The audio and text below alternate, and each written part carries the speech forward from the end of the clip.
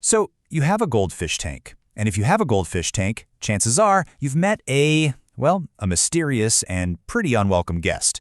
You know the one. It just kind of creeps in, covers the glass, the decor, the plants, and then, boom, it's everywhere. Today, we're grabbing our magnifying glass and putting on our detective hats to investigate the murky world of aquarium algae. Take a look at this. Does this scene hit a little too close to home? A gorgeous goldfish, but in the background, there's some kind of gunk or cloudiness that you definitely did not invite. It's probably the most common mystery any of us aquarium owners face. But hey, solving it all starts with identifying the culprit. Okay, let's get into it. All right, first things first. Algae isn't just one single bad guy. It's more like a whole lineup of different organisms. Each one has its own reason for being there, its own MO, and, most importantly, its own weakness. Figuring out who's who in this lineup is absolutely the first step to getting that beautiful balance back into your tank. Our investigation is going to start with the most common suspect of them all. This is a character that pretty much every single person with a new tank meets. If you just set up your goldfish tank, I'm willing to bet you've seen this one pop up almost overnight. So let's get a positive ID. This right here is brown algae, also known by its official name, diatoms. It looks exactly like a fine brown dust that just decides to coat everything. The glass, the sand, the decorations. But here's the key giveaway. It wipes off super easily. If you touch it, it feels kind of gritty. It's the classic telltale sign of a brand new aquarium that's still, figuring things out. So what's its motive? Why is it there? Well, diatoms are opportunists. They absolutely thrive on the exact conditions of a new tank. They love to munch on silicates from new sand and tap water, and they especially love a tank that's still building up its good bacteria, what we call cycling. Basically, they show up when things are a bit out of whack, especially with ammonia or filtration. But here's the good news. The threat level on this one, very, very low. Diatoms are more like a messenger than a true villain. They're not going to hurt your goldfish at all. They're just there to tell you, hey, this ecosystem is still new, we're still maturing here. And once your tank gets established and finds its balance, diatoms usually just pack their bags and vanish, all on their own. Next up on our wanted list, we have the most famous family in the entire algae underworld, the green invaders. When you hear the word algae, this is probably what you're picturing. But just like a crime family, green algae is actually made up of a bunch of different members, and each one has its own signature style. So let's break down two of the most common members of this green gang. On one side, you've got green spot algae.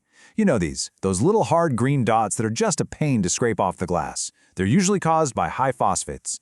Your best weapons against them, a good scraper and an elite cleanup crew of nearate snails. Then on the other side, you've got floating algae.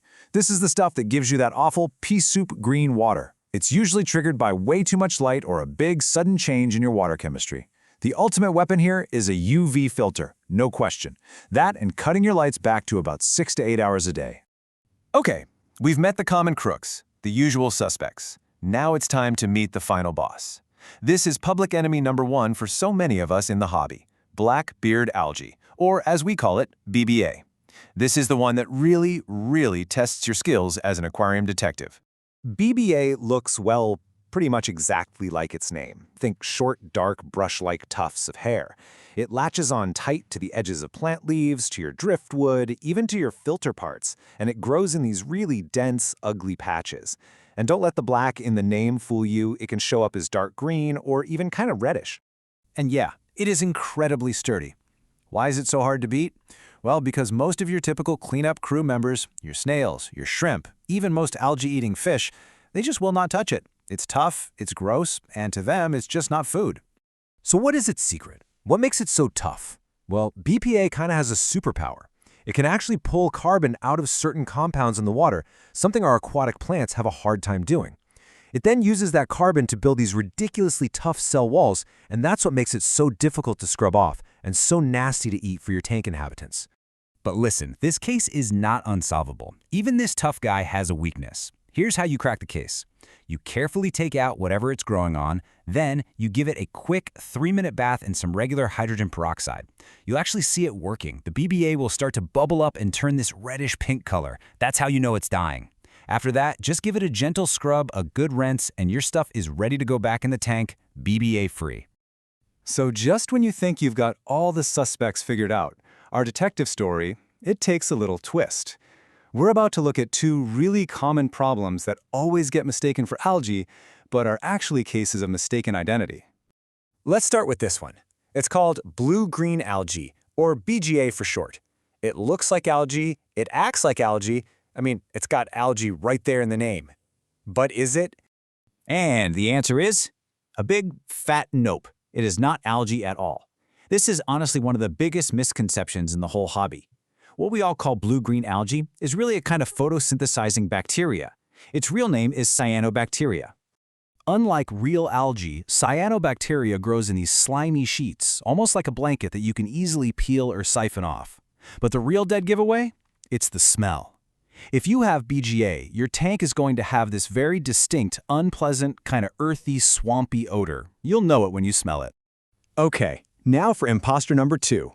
You go out, you get a beautiful new piece of driftwood for your goldfish tank, and a few days later it's covered in this weird white cottony fuzz. Must be some crazy algae outbreak, right? Nope, not algae either. This is another classic case of mistaken identity. That white fuzzy stuff is almost always just a harmless type of fungus or a bacterial bloom that we call biofilm. So here's what's actually going on. This fungus is just having a snack on all the leftover sugars and nutrients in that new wood. It's a totally natural part of the process, and the best part? It is completely harmless to your goldfish, and it will almost always disappear all by itself in a couple of weeks once it runs out of food. So the best way to treat it? Literally, do nothing. Just let it run its course. Okay, so we've identified the culprits, we've unmasked the imposters, and we've learned how to treat them. But any good detective knows the real goal isn't just solving crimes, it's preventing them from happening in the first place.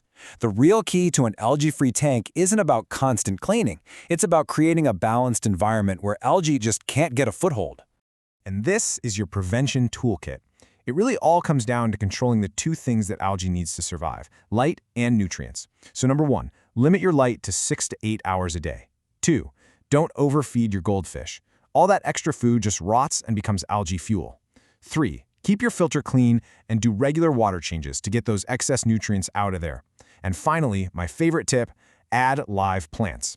They are algae's #1 competitor for food, and a tank full of healthy plants is very often an algae-free tank. So, we're going to end our investigation with this final question. Is the goal a perfectly clean, sterile tank, or is it a balanced, living ecosystem? Because algae isn't always the enemy we need to destroy. Sometimes, it's just an indicator. It's a clue about the health of your aquarium. The real goal isn't a sterile box, but a thriving, balanced little world where your goldfish can be happy and healthy. What does balance look like in your tank? Thanks for joining me on this case.